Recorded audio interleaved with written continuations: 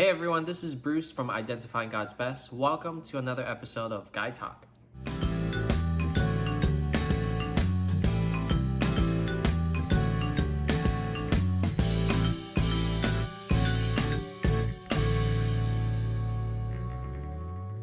Today we have the wonderful, awesome privilege to talk about tips for contentment in singleness. So before we start, I would like to read for us Philippians chapter 4, starting in verse 11. So Philippians chapter 4, starting from verse 11. Paul writes, I have learned to be content in whatever circumstances I am. I know how to get along with humble means, and I also know how to live in prosperity. In any and every circumstance, I have learned the secret of being filled and going hungry, both of having an abundance and suffering need.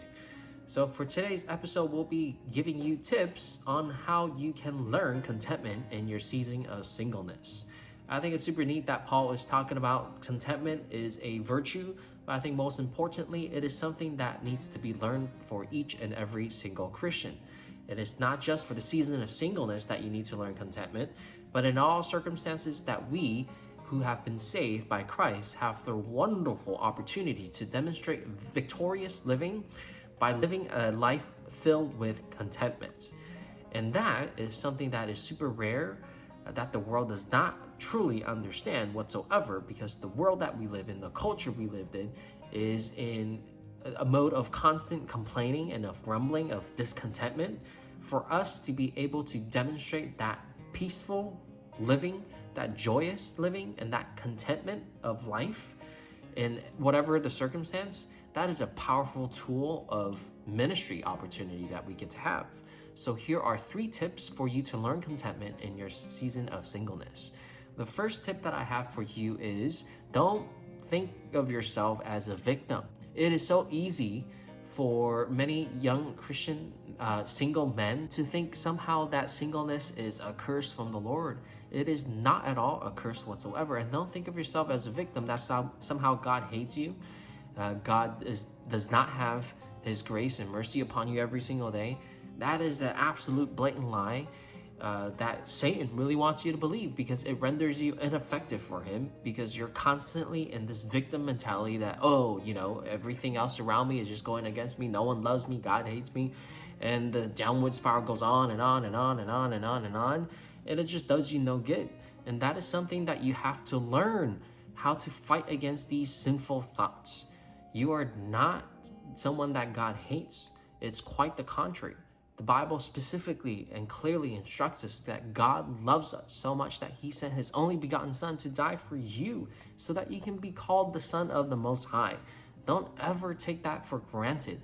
Don't ever take that title of being a son of God for granted. And don't ever take Christ's sacrifice on the cross for granted and think somehow that God hates you now that He has saved you. That is simply not true. So learn to never play the victim game. Somehow God is keeping you single because He is seeking to curse you and make you miserable in your life. And then second, I think another really, really good tip for you to learn as well is don't think that marriage is going to solve every single one of your issues. Marriage does not solve anything. Who you are now as a man, as a single man in this present time, is the exact man that you will be when you say yes or I will on the altar with your wedding vows to your wedded wife. And after the honeymoon's over and you settle back down into the routines, guess what? You will still be you and nothing is going to change. Meaning the issues that you struggle with now, they will carry over into the marriage as well. Don't think that somehow marriage is going to be the solution to every single one of your problems. That is simply not true. And so many young Christian men have believed that particular lie, that somehow, once I start dating and once I get engaged and once I get married with kids, then that's when I know I'm living a blessed life. No, because if you're not working on your character now, if you're not being disciplined in your own personal life now, all your sin struggles, all your temptations will carry through into your marriage, and in fact make the marriage quite miserable for your wife, because ultimately they realize, and they'll find out soon enough, they're still dating not a man but a boy, and they have married themselves to a boy who still has boy-like mentalities. Because at the end of it all, if you're discontent about your singleness, you will most likely find different excuses to be discontent in your marriages. And so many married men is thinking of that exact same thing as, man, I wish I was single again. I wish I can have the freedom to do this, this, and this. I wish I can be single again because my wife now is just blah. She's just not godly whatsoever, and she's not someone that I want to spend my life with for the rest of the duration of time that God has appointed me on this earth. Or they might be thinking, I've just made a mistake of marriage, right? I've got myself too fast into marriage and now I regret it. You see, discontentment is not a singleness issue. Discontentment at the core of it, it's a sin issue. And that's something that we have to learn how to root out and destroy and get rid of, especially now in the season of singleness, so that you don't bring that type of poison into the marriage, that you contaminate your wife thoughts and your kids, your children's thoughts as well. You don't want to be a family of discontentment. What a poor and distasteful testimony that will be to the watching world, because you've never dealt with the sin of discontentment to begin with as a single man. So don't think that marriage is going to solve everything. Please, please, please take the time to discipline yourself. Start building those godly characters that we've talked about in previous episodes of Identifying God's Best. Keep working your salvation out with fear and trembling. Learn contentment in every circumstance. And that brings me to my third and final tip, not just to stop being a victim, stop playing that victim game, and stop thinking that marriage will solve everything. But here is the positive. Start being invested into the church.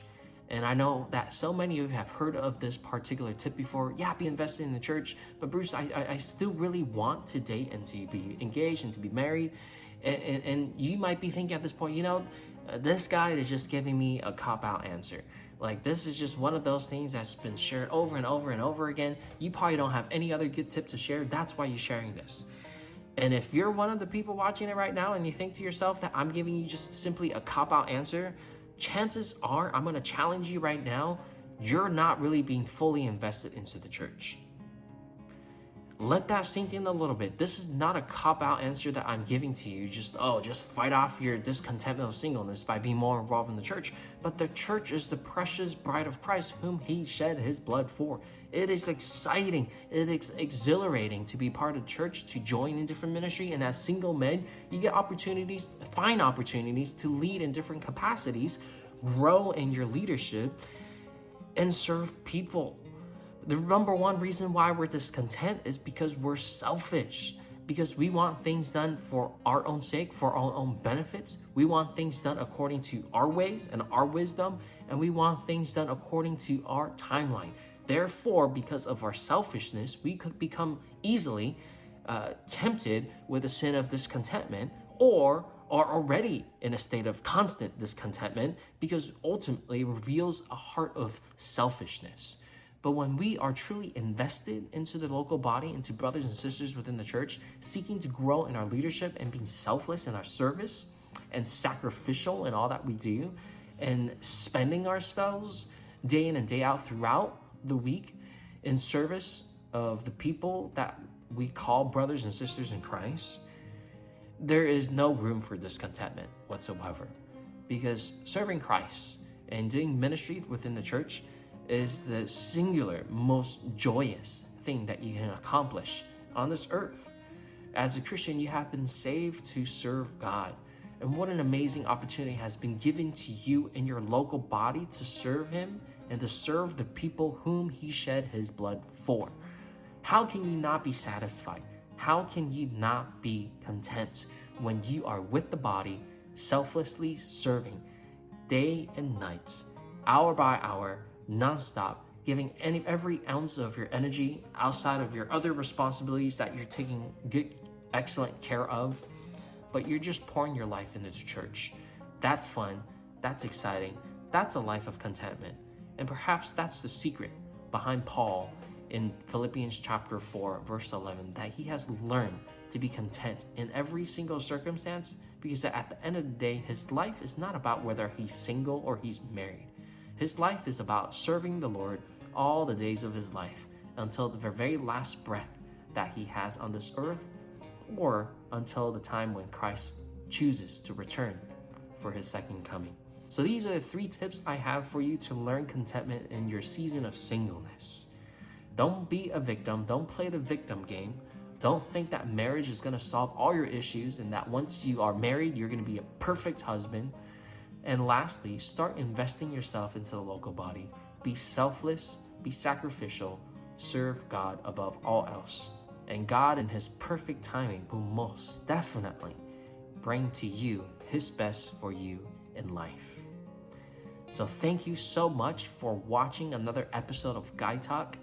And these are just 3 simple short tips. If you have any more questions, comments, feedback, feel free to leave it in the comment section below. Remember to make sure you subscribe to our channel to get more weekly content on how to date as a Christian.